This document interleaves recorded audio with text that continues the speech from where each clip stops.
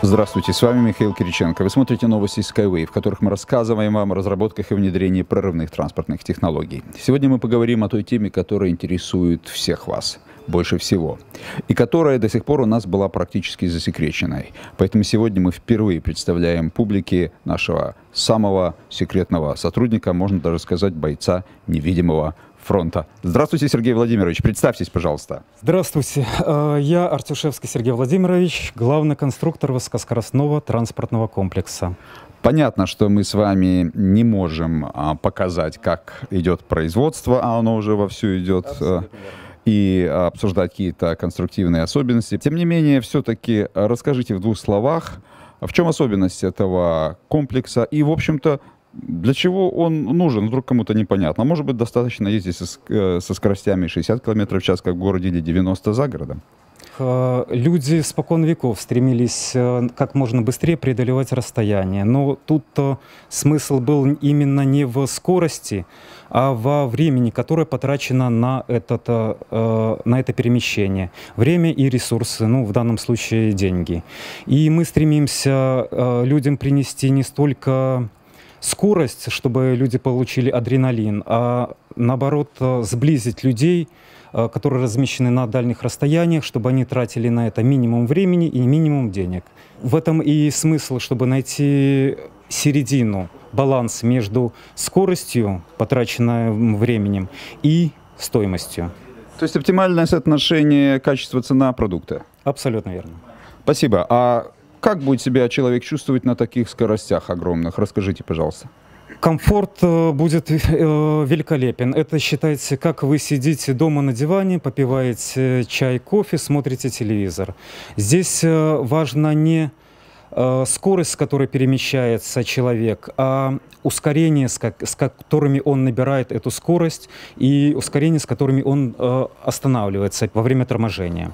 Если это ускорение резкое вжимает тебя туда, человек чувствует дискомфорт, у него идет нагрузка повышенная на внутренние органы, сердце, мозг и прочее. А если все идет плавно, то он может даже не заметить, что транспорт тронулся с места. Говоря о комфорте, необходимо заострить внимание также и на путевой структуре, потому что она является одним из неотъемлемых факторов обеспечения этого самого комфорта. Разрешите, я изображу? Любой транспорт, наезжая колесом на дорогу, делает прогиб. То же самое происходит и на нашей фирменной путевой структуре. Но если прогиб вертикальный, то транспорт, нажимая на путевую структуру, выравнивает ее. И фактически мы едем всегда по идеально ровному рельсу. Если изобразить в глобальных масштабах, обычно все представляют, что выглядит вот так. Путевая, ну это понятно, масштабировано. Но в нашем случае опоры находятся не в этих местах, а вот в этих, в нижних точках. И фактически транспорт, наезжая колесом, выравнивает нашу путевую, и мы в любой момент времени движемся по идеально ровному рельсу.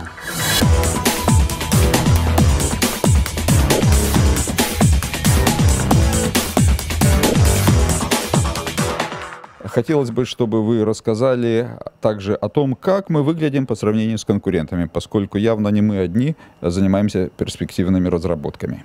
Но наш проект разительно отличается перед конкурентами проработкой, в первую очередь, реализуемостью, экологичностью, безопасностью проекта нашего. Безопасности, да, это ключевой момент, на котором мы и сосредоточены в первую очередь, потому что это даже важнее комфорта, это важнее скорости в данном случае. Также надо заострить внимание на том, что наши конкуренты находятся еще на стадии проектирования, в то время как у нас уже есть действующие проекты в экотехнопарке. Хотелось бы узнать о назначении транспорта. Данный именно транспорт наш рассчитан на перевозку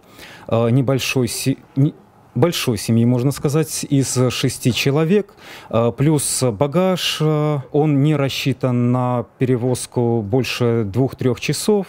Пассажиры могут между собой договориться, в любом месте остановиться, выйти, отдохнуть, подышать воздухом. Ну, на такой скорости за 2-3 часа можно полземли обогнать. Да, на это и рассчитано.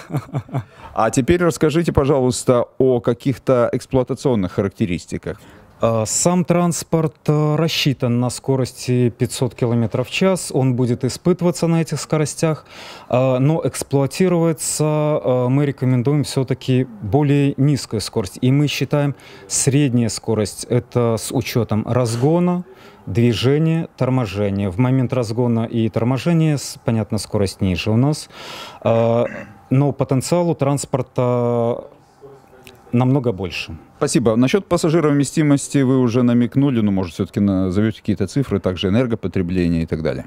Это ориентировочно при скорости 450 км в час, средней скорости, около 8 литров, скажем так. Не будем пока более точную информацию указывать. Но здесь надо понимать, что 8 литров это на модуль?